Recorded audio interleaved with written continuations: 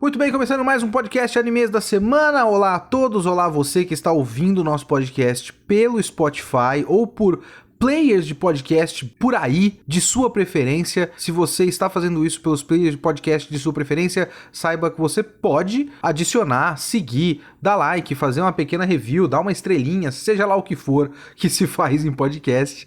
Fique à vontade, ajuda bastante o nosso podcast. E se você está escutando o nosso podcast pelo YouTube, saiba que você também pode escutá-lo pelos agregadores e players de podcast ou pelo Spotify, o que for da sua preferência. Então, se você curte nosso podcast, se você curte nosso canal, dá like no vídeo, dá like no podcast e tudo isso vocês sabem que você tem que fazer. A gente agradece caso você faça. Esse podcast, ele só existe graças aos nossos padrinhos. Então também quero agradecer a ajuda dos nossos padrinhos com a realização de todos esses pequenos projetinhos dentro do podcast e também com os vídeos do canal. Se você também quer colaborar com o VideoQuest, padrim.com.br/VideoQuest, você pode ajudar com qualquer quantia. R$1 já é bem legal, gente. Eu gosto de doadores de R$1. Seja um doador de R$1 também, ora. Ou você pode doar mensalmente R$20 e participar do nosso podcast, planejar uma data aí e chamar o pessoal pra gravar. O Danilo essa semana tem uma surpresa, que não é tanta surpresa porque eu provavelmente vou usar isso na thumbnail e no nome do episódio, então não é grande surpresa nenhuma. O Danilo essa semana não vai falar de Natsunago, eu não sei se ele vai dropar pra sempre, mas ele não vai falar de Natsunago, ele vai falar de Dorohedoro, que vocês estavam pedindo aqui no podcast. O Danilo vai falar, o Kaneda vai falar de Dorohedoro. Alguma hora o Urso também vai falar, se não no podcast, talvez em um vídeo, porque ele é muito fã de Dorohedoro e ele quer comentar. Ele falaria e acabou não dando pra gravar um vídeo no começo da temporada. Mas alguma hora ele deve falar. Aguardem. Por enquanto, o Danilo vai ver o que ele acha desse anime. Eu tô muito curioso pra ver o que ele acha desse anime, porque eu acho que tá um tanto distante dos gostos do Danilo, então eu tô aqui curioso. Será que ele vai curtir? Eu não sei. Vai lá, Danilo.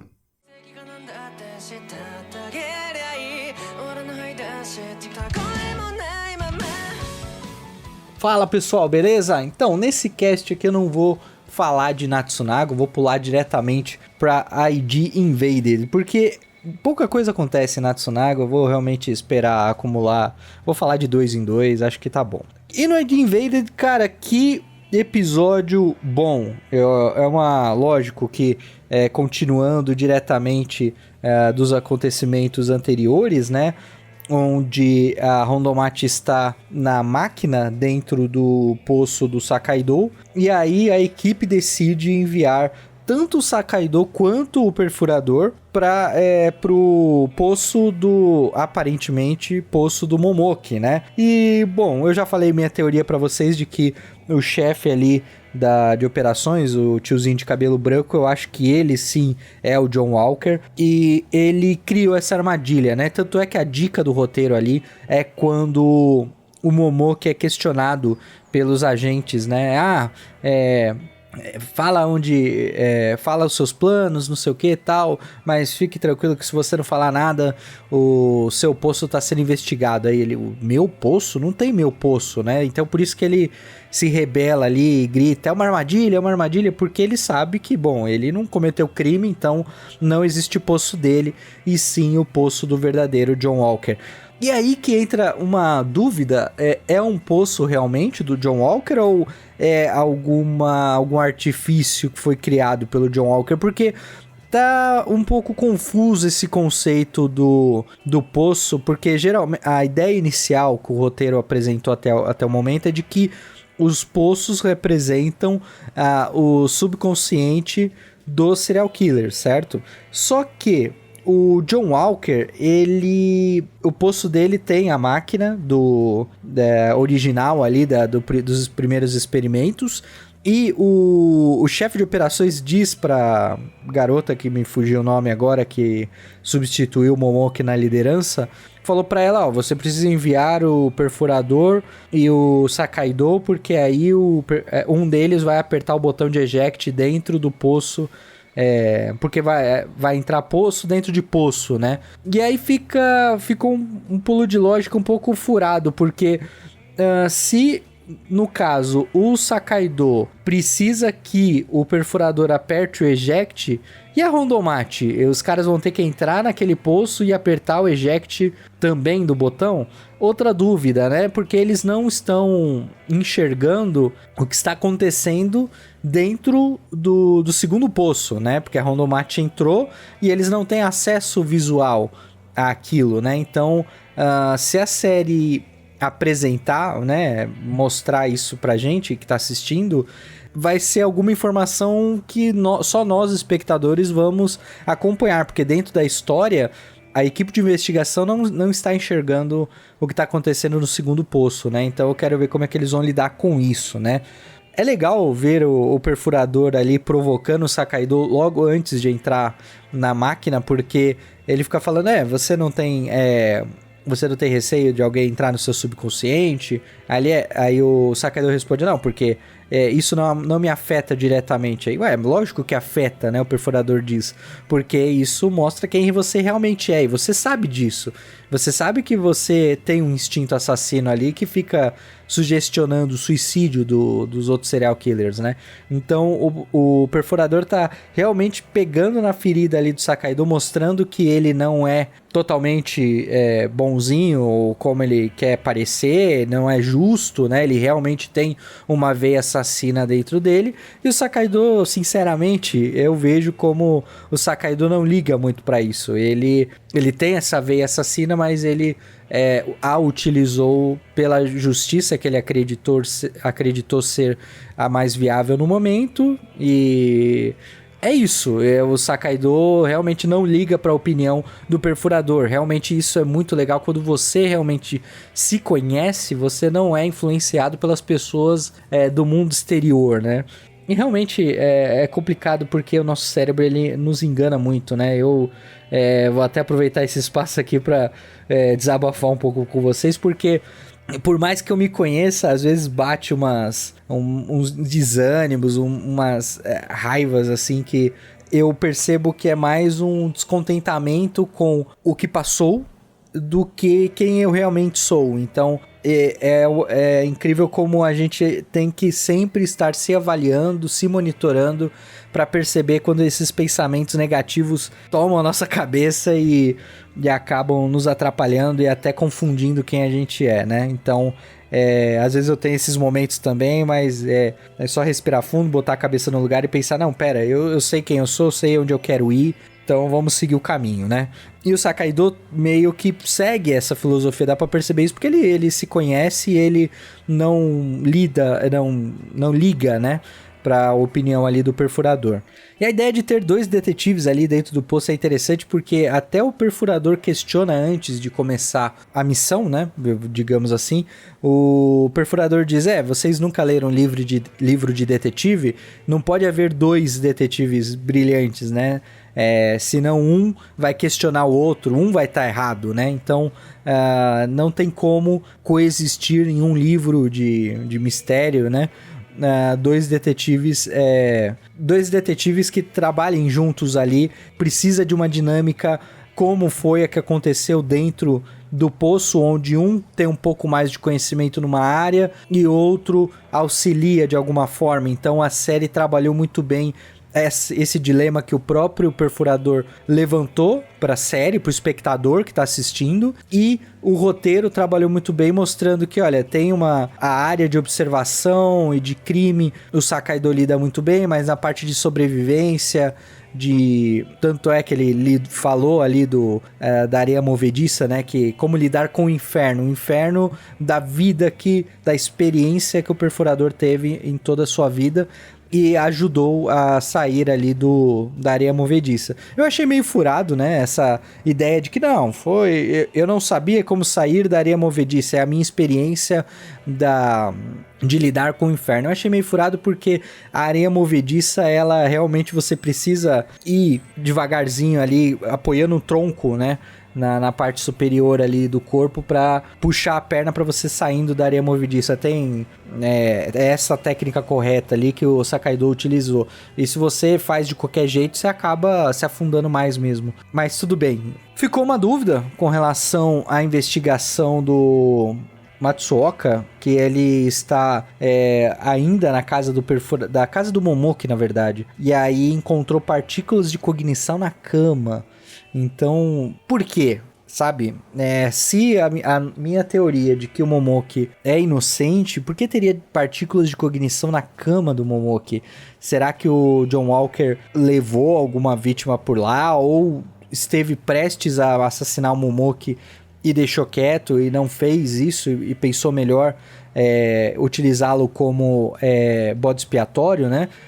Eu acho que isso justifica, sabe, o John Walker à noite ali prestes a esfaquear o Momoki, pensa, não, pera, eu posso utilizá-lo ao meu favor, vou criar toda uma situação para ele ser culpado. Então gera uma partícula ali de cognição do instinto assassino, mas não houve de fato um crime. Então talvez essa seja uma dica da série que isso aconteceu. Eu acho que essa é uma hipótese bem razoável nessa questão, nessa única cena do Matsuoka que realmente achei bem legal, da série expor isso daí. Bom, o mundo deserto ali do John Walker pode representar que, de fato, John Walker não tem nada a agregar dentro o mundo deserto ali do John Walker aparentemente representa a falta de empatia, a falta de sentimento algum que ele tenha por qualquer outra pessoa, até por si mesmo. Então, eu acho que aquele deserto representa muito bem o vazio que é a verdadeira essência do John Walker. E se aquilo foi uma armadilha previamente estabelecida pelo John Walker, como que ele vai efetivamente ferir os detetives, os três, né? Porque tem a Rondomachi e agora o Sakaido e o Perfurador. Como que ele vai fazer isso sem trazer suspeitas para ele e para a equipe que está em volta? Será que ele vai criar alguma situação ali que os três morram ali dentro da máquina e aí tem que começar do zero um novo recrutamento, sei lá. Eu tô curioso para saber como que isso vai continuar, até porque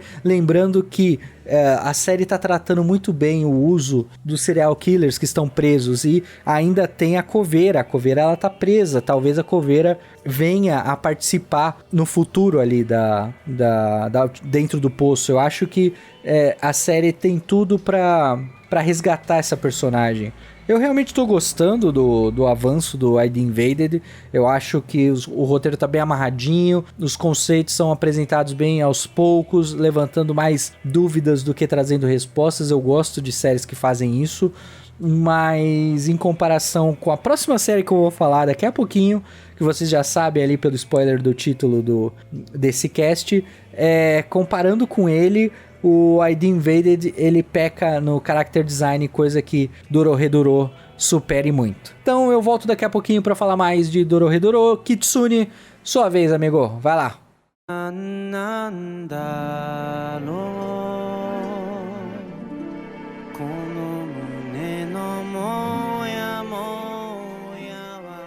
Pois bem, Somali and the Forest Spirit dessa semana, o episódio 6. O nome do episódio no Crunchyroll é Flores Morrendo, Olham para os Pássaros no Céu. Que coisa bonita, né? Um nome muito bonito.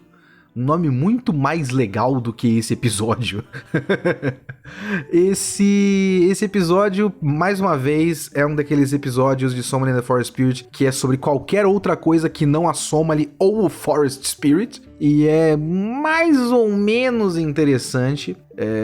Ele tem muitas das características que eu não gosto do anime, mas ele ainda tem alguma coisa um pouco mais palpável aí, alguma coisa que dá pra se interessar. Ele começa com a coisa que aconteceu no episódio 4, acho que foi no episódio 4. O episódio anterior termina com uma ameaça e o episódio seguinte começa com essa ameaça completamente resolvida. Não tá tudo bem, não teve grande problema, ela ia matar a Somali, mas não vai matar, e tá tudo bem.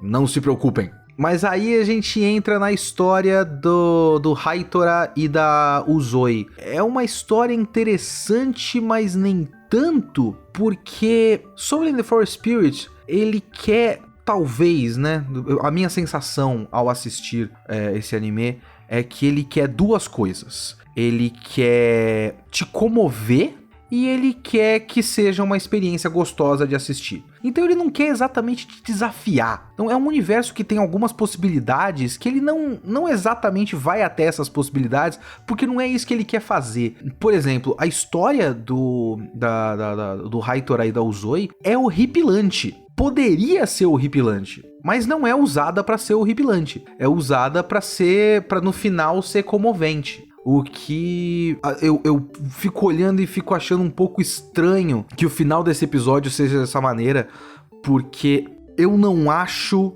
que... Bom, como é que eu posso dizer isso? Tem um certo momento em que o Haitora diz que ele não é digno de ser a família da Uzui. E quando ele falou isso, eu olhei pra tela e pensei comigo mesmo, sim, você realmente não é digno de ser a família da Uzui. Você comeu a mãe dela. Vamos lá, a história é a seguinte. Eles tinham um assentamento humano nesse mundo de monstros, que eles chamam de quê? De grotescos? Deixa eu achar aqui no episódio. Grotescos. Eles chamam de grotescos e eles estavam tentando se esconder dos monstros, mas os monstros chegaram e mataram todo mundo. Nessa hora, inclusive, eu fiquei pensando muito em... Eu não sei quando ou se esse anime vai realmente abordar as tensões desse mundo, sabe? Porque existem tensões latentes que não são muito importantes. Eu tô comentando isso aqui, eu tô lembrando muito do meu vídeo do Death Note, do quanto eu comento sobre possibilidades não aproveitadas e a enxurrada de comentários dizendo que eu tenho que parar de esperar demais, basicamente. E também comentários que eu acho razoáveis, dizendo que às vezes eu penso mais no que poderia ser e não no que é. O meu caso com o Soma and the Forest Spirit e também com o One Shot do Death Note é que as possibilidades são muito mais interessantes do que o que foi feito com isso. O Soma and the Forest Spirit, ele é um anime meio, pra mim, pelo menos na minha experiência, meio sem gração, sendo que tem muita coisa borbulhando por trás que não é exatamente abordada. Porque eu lembro, mais ou menos, de quando os monstros falaram da presença dos humanos naquele mundo. A gente viu primeiro pelo ponto de vista dos monstros. E era meio que, os humanos chegaram, eles estavam querendo mudar tudo, e caralho a quatro, era mais ou menos isso, né? E aí a gente só mandou os caras pro caralho, esse é o nosso mundo. Eles chegaram se metendo, esse é o nosso mundo. Eles não tem nada que ficar aqui. E agora a gente vê pelo ponto de vista de um assentamento de humanos que chamam os seres desse mundo, que eu tô chamando de monstros porque eu tô falando do meu ponto de vista humano, né? Ele chama os nativos do mundo de grotescos e os caras são vilões filhos da puta, sabe? Porque se de um lado parecia, no primeiro depoimento, que os humanos chegaram invadindo e isso era um problema, agora os humanos coitados estão refugiados num canto e os monstros chegam e dão risadinha enquanto queimam tudo e matam as pessoas, sabe? Então, esses dois lados são interessantes, mas não é exatamente isso que o anime quer contar. E o que ele quer contar, principalmente, que é a história da Soma e do Golem, é bem sem graça. Como eu disse já no podcast anterior, eu acho que tudo que eles querem falar com isso já meio que foi falado. A história dos dois, pelo menos, é mais ou menos interessante, do Haitora e da Uzui, que vem um pouco disso. Vem um pouco, sim. Dá pra perceber que um pouquinho dessas tensões é aproveitado nessa trama. Porque os humanos, coitados, são atacados pelos grotescos e só a família do Haitora consegue escapar. Numa cena que eu peço perdão, eu achei muito engraçada toda a cena, porque é muito exagerado, é muito brega, a animação tá muito feia, todo mundo correndo, mas tipo, são só imagens paradas com linhas de ação, a animação é toda muito ruim, o design de todo mundo do vilarejo é muito genérico.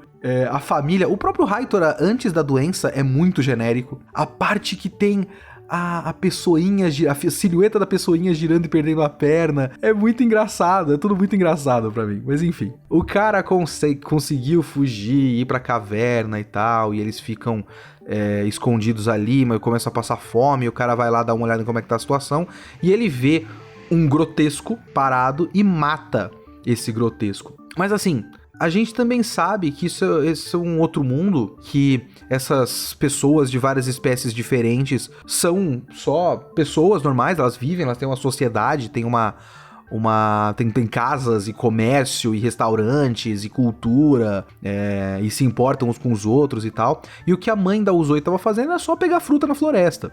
E o cara foi lá e matou porque ele estava desesperado. Então tem um pouco disso, tem um pouco de algo sendo trabalhado aí. E aí depois tem a cena dele comendo a mãe da Uzui, e também a morte da família dele é muito engraçada. O que eu posso fazer? Foi engraçado demais pra mim, sabe? A cena das penas saindo da boca é maravilhoso de brega, de exagerado. E... enfim, essa trama... O fato de o cara estar com a filha da mulher que ele matou num momento de desespero e nunca ter contado isso pra ela é mais ou menos interessante. Eu fiquei depois pensando em como tem toda a cena do salvamento e tal, aquele bagulho daquele monstro, um monstro bem merda, inclusive. Fiquei um pouco decepcionado com o design do monstro.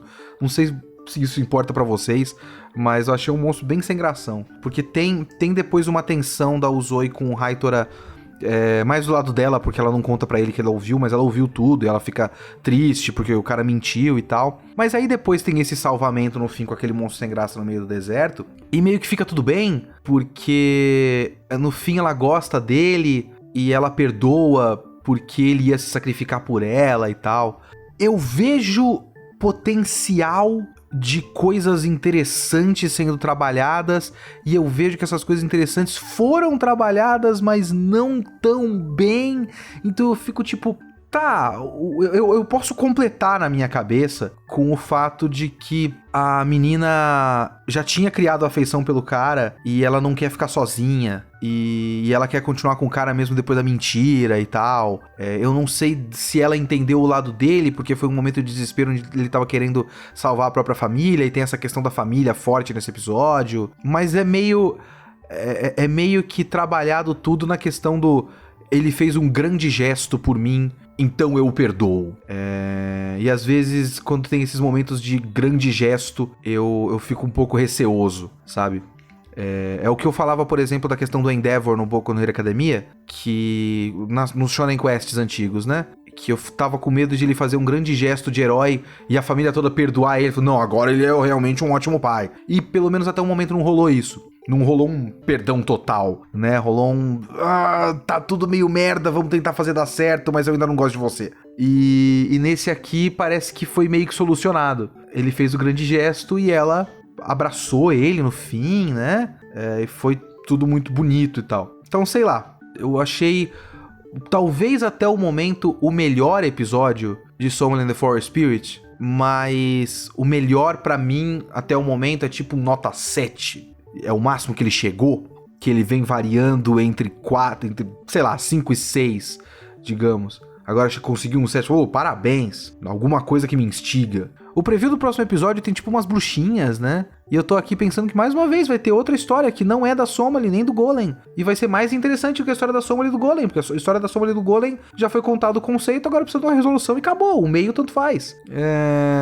E é isso. Esse foi um episódio ok. Um episódio satisfatório. Um episódio que eu vou aceitar. Tá tudo bem. Segue o jogo. É isso.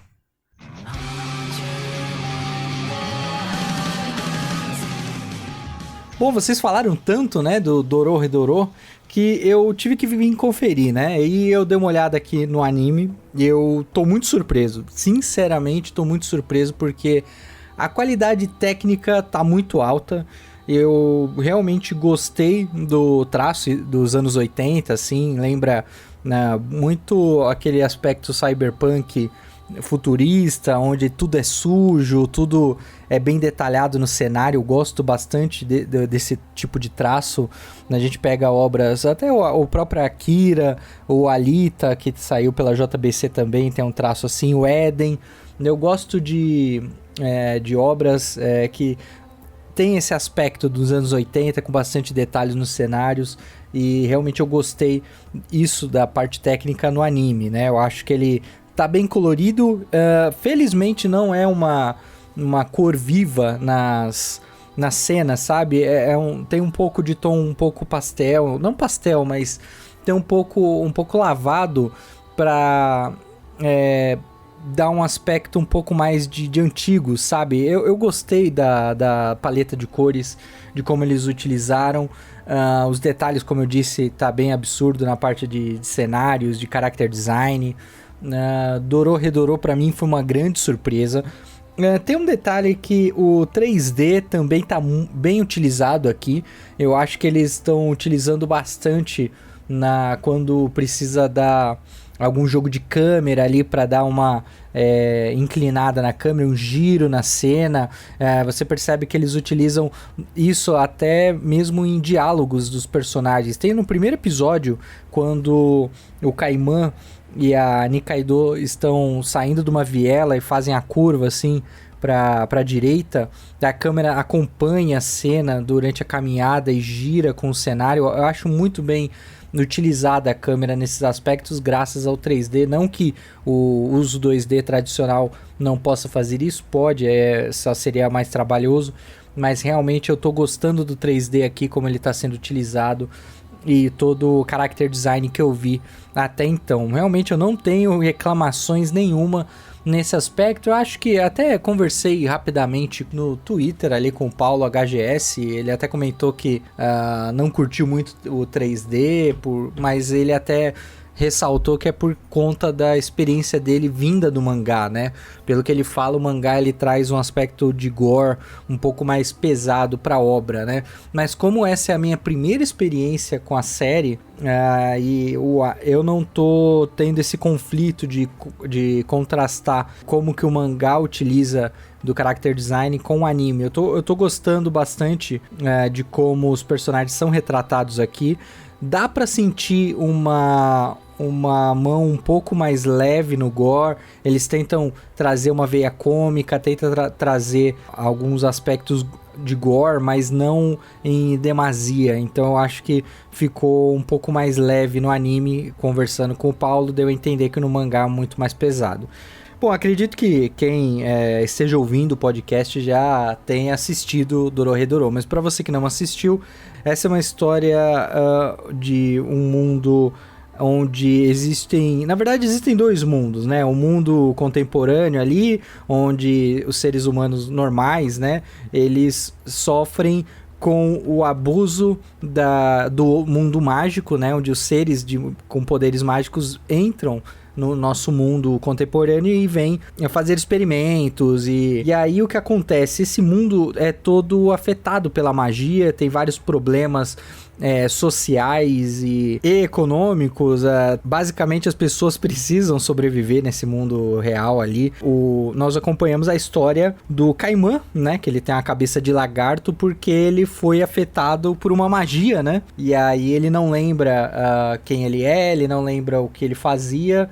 Ele só se recorda de ter acordado num beco e aí ele quer descobrir quem ele é. E curiosamente, quando ele morde algum usuário de magia, entre aspas, né, o eu verdadeiro dele, né, a pessoa dentro do corpo dele aparece, questiona o usuário da magia, né, olha para o usuário de magia e fala, não é você que fez essa magia comigo, né. Então parece que tem dois seres dentro do corpo do Caimã, né, o ser exterior que tem essa cabeça de lagarto e o interior que tá aprisionado por algum motivo, né. Tanto é que ele sofre de pesadelos constantes onde o seu eu verdadeiro sai do corpo de lagarto, né, e causando talvez a morte do Caimã, né. Então o anime tem vários mistérios aí, principalmente por esse uso do clichê do protagonista ter uma amnésia, não lembrar de nada e estar em busca da verdade, né. Mas a forma como isso é apresentado na obra é bem gostosa de assistir, já começa com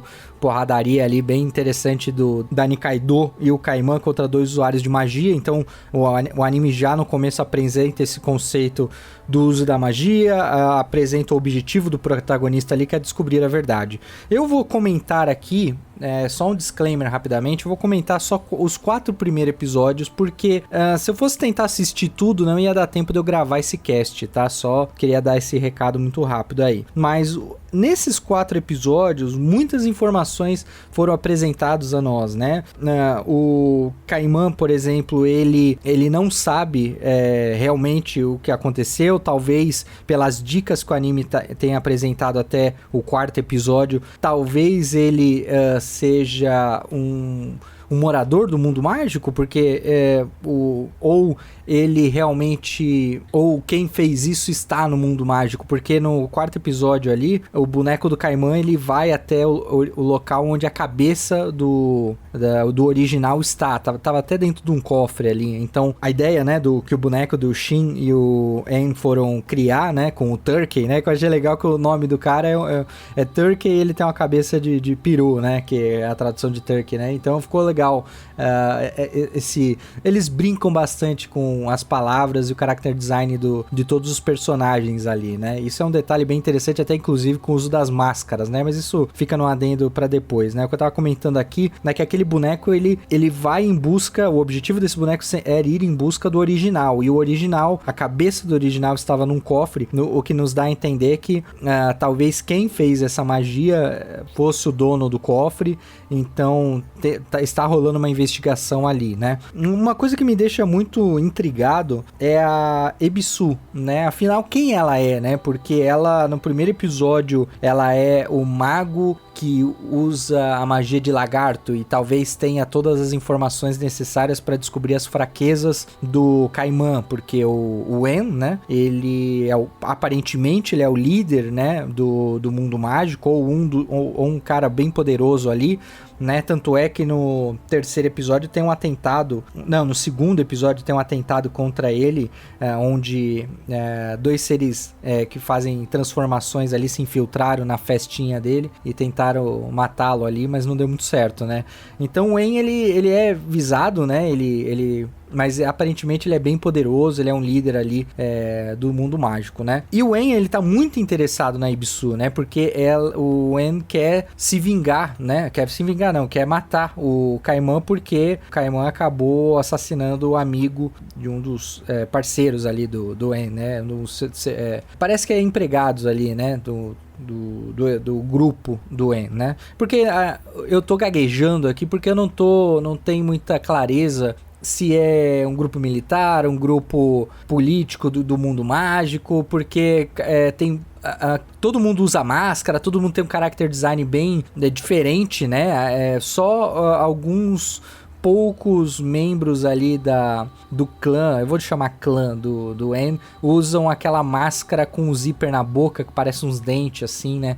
Então dá a entender que as tribos usam máscaras para se identificar, né? E o eu verdadeiro do Caimã tem uma cruz vermelha nos olhos, né? Tanto é que o Caimã também tem essa característica ali no rosto de lagarto. E aparentemente, pela reação do En ali no 4º episódio, aparentemente ele conhece alguém ou o grupo com cruz vermelha nos olhos. Parece que é um grupo perigoso ali, né? Então, alguns mistérios precisam ser levantados, né? Mas a Ebisu, eu tô muito intrigado com ela porque ela aparentemente é muito poderosa, muito importante nesse mundo, mas primeiro ela teve o rosto arrancado, coitada, essa menina sofreu, né? Ela teve o rosto arrancado pelo Caimã, depois que ela foi curada, ela foi mordida por um zumbi no 3º episódio, que inclusive é um episódio muito divertido, a ideia de brincar com o Halloween, os mortos-vivos e ter todo um lore por trás do porquê que isso ocorre naquele mundo, é muito divertido. E depois ela vira zumbi, depois de virar zumbi, ela precisa ser curada, né? Então ela não tem muita memória, ela meio que tá agindo por instinto até a recomposição completa da cura que a Noi está fazendo constantemente com a Ebisu, né? Então a Ebisu até o momento ela tá sendo utilizada como um personagem para comédia, né? Trazendo algumas cenas sem roupa, o que Acho que eu tô ficando velho mesmo. Eu não vejo graça nenhuma nesse tipo de cena, principalmente naquela, ela de calcinha e sutiã fazendo pose, sabe? Talvez isso no mangá tenha mais graça, mas a cena foi tão rápida e deslocada no momento em que foi exibido ali no anime, que eu olhei e falei, mano, eu entendi. Mande aquele tiozão de tipo, eu entendi a piada que você quis fazer, mas não ficou engraçado. Pois é, esses momentos com a Ebisu, ela tá sendo utilizada por comédia, mas eu não tô conseguindo achar um pouco de graça. Eu tô gostando bastante do tom cômico da dupla do Noi e da Noi e do Shin, né? Onde eles têm essa tensão sexual, né? Porque o Shin, ele é bem fechadão, né? Aquele cara bem sério, né? E a Noi, ela é bem atirada, bem alegre, bem divertida, né? E apesar disso, do aspecto físico dela ser bem musculosa, né? Eu achei muito da hora aquele aspecto dela. Ela é bem bonita, né? Também. E ela, por ser musculosa, por ser grande, assim, ela é doce ao mesmo tempo, brincalhona. Então, é uma personagem que eu fiquei encantado com a Noi. Eu adoro as cenas em que ela aparece. Ela brinca bastante com o Shin. E o Shin fica desconcertado. Eu adorei aquela cena de... Sabe, eu já antecipei a piada no momento em que ele falou, o Turkey falou, não, cria alguma pessoa que você conhece. Falei, vai aparecer a Noi. Aí na hora que ele veio com a travessa ali fechada, eu falei, mano, certeza dela tá nua lá dentro, né? E, cara, realmente foi engraçada a cena. A Noi chega na sequência. Então, o uso dos dois personagens ali são muito bem utilizados. Eles lutando juntos também é muito bom. Tem um ataque combinado deles que é arrebatador, né? Que o Shin, ele vai atacar um inimigo ali no terceiro episódio, onde o cara derrete praticamente o braço todo do Shin, e a Noi consegue fazer a cura no meio do movimento do ataque do Shin, então consegue desferir o golpe. É muito legal esse ataque combinado deles, parece que os dois em conjunto são imbatíveis mesmo. Então eu tô gostando muito das cenas dos dois, dessa tensão sexual só agrega mais comédia também, então eu tô bastante interessado nessa dupla, né? E por falar em tensão sexual, temos também a Nikaido com o Kaiman, né? Apesar do Kaiman ele tratá-la como uma irmã, né? Conversa muito abertamente com ela, né? Fala que vai ser amigo dela pra sempre, independente do que aconteça. E justamente esse diálogo acontece depois do plot twist explosivo que eu não imaginei, que a Nikaido era uma usuária de magia, porque até o momento a série tinha apresentado os dois como caçadores de usuários de magia. Então a série deu a entender que eles estavam atrás de informações e né, vingança ali contra esses seres mágicos que invadem o mundo deles e trazem toda a desgraça e todos os problemas que nós acompanhamos até então, né? Com vários problemas de clima, da sociedade que está em ruínas, o povo tentando sobreviver, sendo atacado constantemente, todo mundo tá tentando sobreviver da maneira que pode. Então nunca passou pela minha cabeça que a Nikaido fosse uma usuária de magia. Quando esse plot twist acontece, as informações começam a ser reveladas devagarzinho até desse terceiro e quarto episódio, porque no quarto episódio, o En, conversando com o Shin, revela que a Nikaido foi levada pra Holy, né, quando criança. Então não se sabe se a família dela fugiu, ela mesma ou o grupo dela fugiu pro Holy, ou se ela foi pega por alguém. Então não se sabe o que realmente aconteceu, né? E o contraponto disso é o próprio Shin, que ele era um humano, né, de Holy, e por ter sangue mágico foi levado para o mundo mágico. Então você vê que tem uma inversão de valores ali, de papéis desses dois personagens, justamente para expor mais desse mundo, do funcionamento das mecânicas aqui dessa história. Então realmente muitos mistérios estão sendo expostos pro espectador, e isso só nos deixa empolgado de assistir, né? Realmente estou muito intrigado como a narrativa dessa obra lida com tantos mistérios e ao mesmo tempo traz um shonen de porrada tradicional, com bastante luta interessante, com uso de poderes diversos e bastante criativos, né? A ideia de ter o Turkey criar bonecos, ou o cara da acupuntura poder criar rostos mágicos ali com seu poder. E lembrando desse episódio da acupuntura, o que acontece é que esse personagem, além de ter esse poder de transformar o rosto das pessoas da maneira que eles querem, né? Ele também tem o poder de ler o futuro. O que eu achei meio esquisito. Geralmente, nos usuários de magia tem um poder específico e varia dentro desse poder. Pelo menos é o que eu tô interpretando até esse quarto episódio, né? Lembrando que eu tô assistindo, eu tô dando as minhas opiniões até o quarto episódio. Mas essa leitura sobre a morte da Nikaido, onde ele fala, você vai morrer do coração. Só que ele não especifica se é uma doença crônica ou se é algo relacionado ao coração. E isso abre a interpretação de que talvez ela, por um sentimento de amor ou por um sentimento de compaixão, de entrega, faça algum ato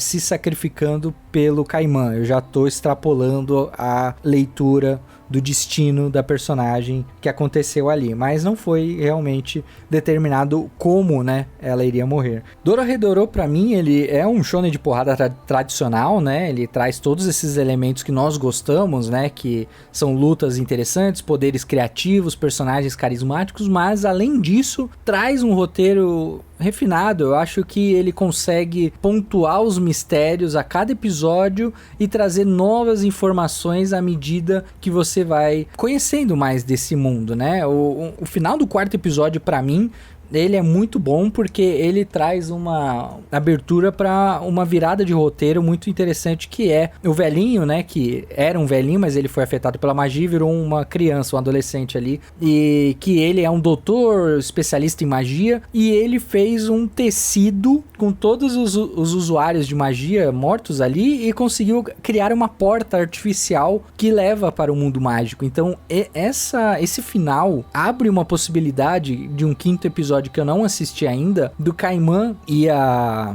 Nikaido irem pro mundo mágico atrás do Shin, da Noi e do En, né? Porque até o momento eles são a presa, né? Eles estão sendo caçados constantemente pelo grupo do En, mas eles podem virar o jogo, eles podem invadir o mundo mágico, atacar, descobrir mais informações daquele mundo, porque até então nós estamos conhecendo como o Holy funciona e todos os aspectos negativos que a magia trouxe a esse mundo, né? Eu achei muito interessante, acho que no segundo episódio tem a explicação da chuva, que a chuva, na verdade, ela tá infectada por magia, inclusive a magia ser um pó preto, né? É interessante também, é uma criatividade legal que o autor teve. O autor ou autora? Eu não pesquisei sobre isso. Pela autora, a Ke Hayashida, uma autora, uma mulher que está fazendo Dorohedoro, muito legal, muito...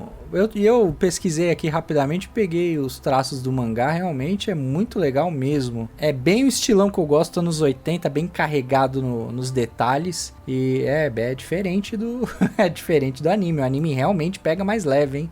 E o uso do poder mágico ali, ser um pó, né, preto, e ali se condensar no ar e trazer consequências com a chuva e afetar os humanos ali. Então é muito legal como a gente vai conhecendo como que o Holy funciona, né, por conta das consequências do uso da magia, mas a gente pode conhecer mais do mundo mágico com essa inversão esse plot twist do Caimã e da Nikaido poder entrar no mundo mágico, invadir e fazer toda uma busca por informações. Eu acho que a Nikaido, ela sabe mais do que ela diz. Talvez ela saiba quem fez isso com o Caimã, ou ela mesma, para salvar o Caimã, tenha feito esse feitiço nele para tentar mantê-lo vivo e de alguma forma curá-lo depois, sei lá. Mas eu tenho percebido que a Nikaido, ela sabe mais do que diz, e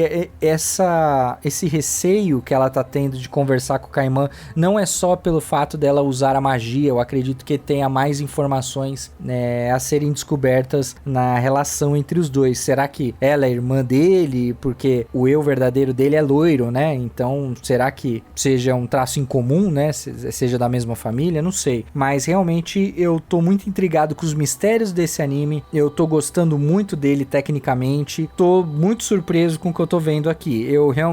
Eu tenho sempre aquele pé atrás pra acompanhar alguma obra que todo mundo tá no hype, fala, não, Kaneda, vai lá assistir, é muito bom, é muito bom. Aí eu olho uma cena, eu fico com o pé atrás, assim, porque eu não sei, é um bloqueio meu. É quando algo tá muito no hype, eu sempre vou com o pé atrás, e dessa vez eu me surpreendi muito. Dorohedoro, olha, pra mim, tá melhor até que o ID Invaded, cara, porque o ID Invaded, ele acerta no seu roteiro, mas peca muito em character design e na direção do anime, é tudo muito simples. Agora aqui, Dorohedoro tá fazendo tudo certinho, direção de arte boa, uso do 3D excelente, não tem nada que agrida os olhos, a narrativa também tá sendo muito bem conduzida, a trilha sonora, então assim, eu não tenho do que reclamar de Dorohedoro, e superou ID Invaded nessa temporada pra mim.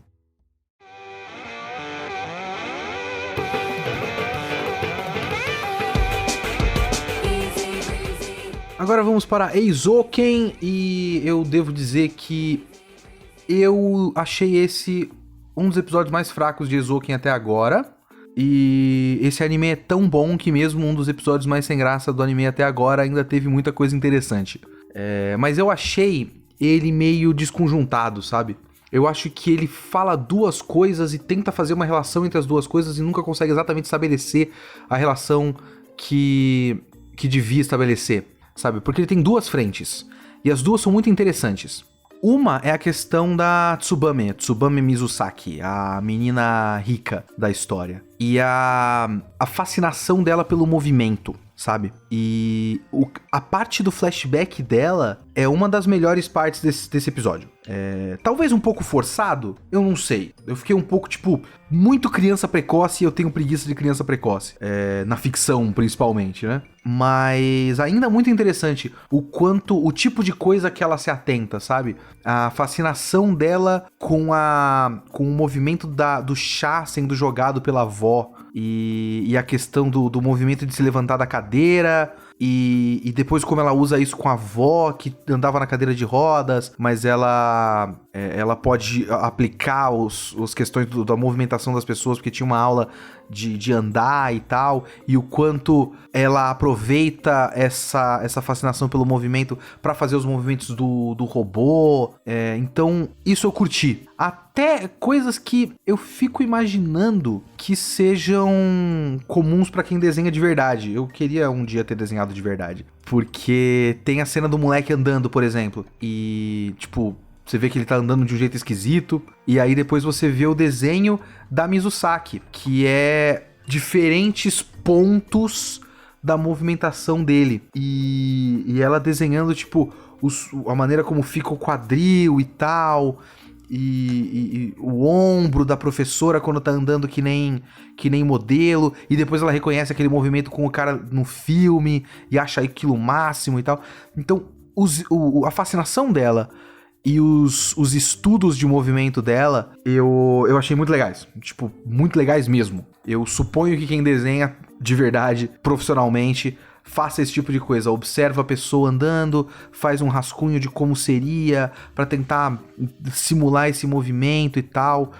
Me lembrou bastante, por exemplo, tem um desenhista que faz umas coisas pra Marvel, que é o Greg Smallwood. Ele fez toda uma série recente, de, 20 edições, alguma coisa do tipo, do Cavaleiro da Lua, que eu traduzi e eu recomendo, porque não só a história é muito legal, do Jeff Lemire, como tem o desenho do Greg Smallwood, e esse cara desenha demais.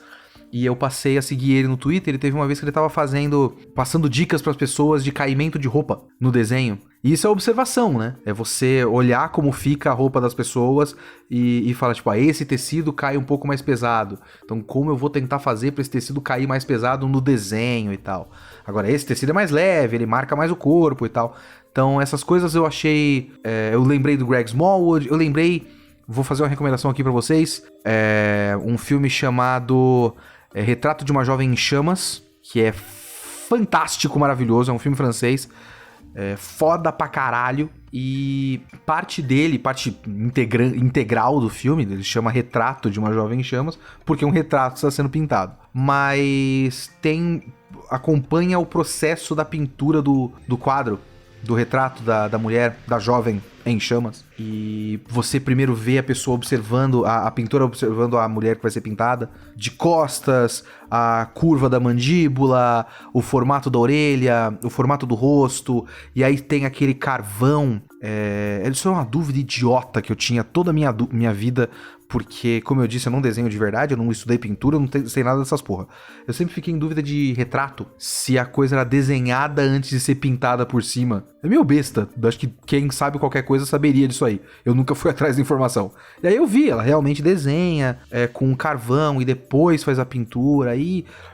Ver processo de desenho e de pintura pra mim sempre é fascinante. Então isso é legal. Mas eu acho que esse episódio tentou fazer uma relação entre a fascinação e a dedicação da Mizusaki sendo uma dedicação individual, contrastando com o fato de que a animação é um esforço coletivo. E eu não acho que essa relação ficou muito bem feita. Até porque os momentos da coletividade não tiveram boa participação da Mizusaki, sabe?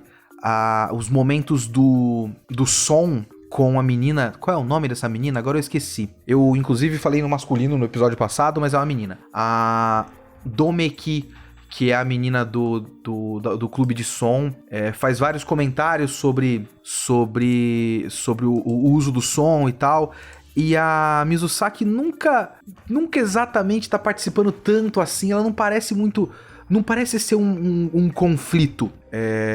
As coisas que vão batendo com o coletivo não parecem entrar em conflito com ela. Elas só acontecem, ela faz breves comentários, sabe? Principalmente na parte do cenário, porque a parte do cenário, a Midori foi mais importante do que a Mizusaki. Porque o pessoal do cenário, o pessoal do clube de arte vem com o cenário e muda algumas coisas importantes. Por exemplo, você desenhou esse carro, mas o carro tinha que ser uma célula. Então não era pra você ter desenhado o carro vai ser movimentado. Ou, né, porque... tem que ficar numa camada acima. E a cara falou, não, mas se eu desenhasse sem o carro, essa composição ia ficar vazia.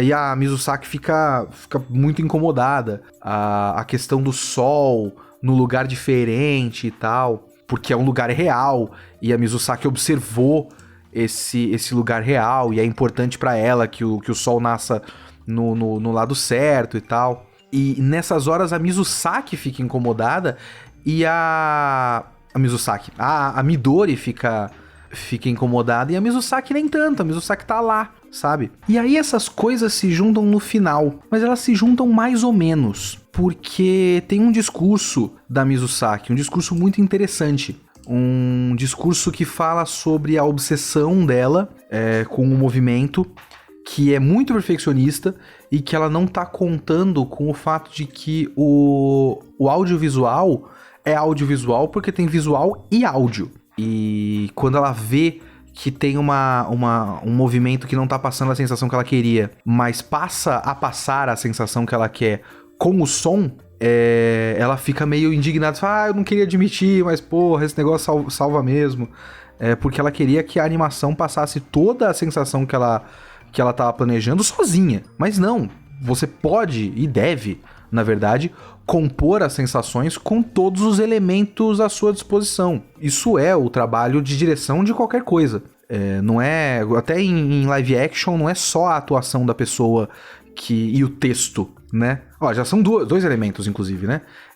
O texto, a atuação, as cores, a composição da imagem, os efeitos sonoros, a trilha sonora... E é o contraste do que tá acontecendo naquele momento com o que aconteceu antes daquilo e o que vai acontecer depois.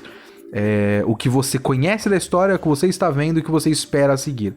Isso é o que compõe o sentimento de qualquer cena, é um conjunto de coisas. E a Mizusaki não estava exatamente aceitando que isso deveria ser assim. Mas, depois disso, ela passa para um discurso apaixonado sobre o movimento. E sobre como é isso que ela quer fazer. Acima do anime. Ela não quer exatamente fazer anime. Ela quer mostrar que ela existe através dessa parte da arte. Ela quer que alguém veja esse cuidado com detalhes e aponte pra tela e fala: quem tá ali quem fez esse bagulho, parabéns, eu reparei e ficou foda. Isso é muito interessante, isso é muito legal. Eu só acho que não fez exatamente relação com a questão da coletividade. Eu acho que a relação ficou muito mal feita. Talvez, primeiro que eu acho que devia ter mostrado essa individualidade dela em conflito com outras coisas ao longo do episódio, em conflito com outras pessoas, trabalhando em outros elementos, e ela só fazendo dela. Isso foi muito de passagem mostrado.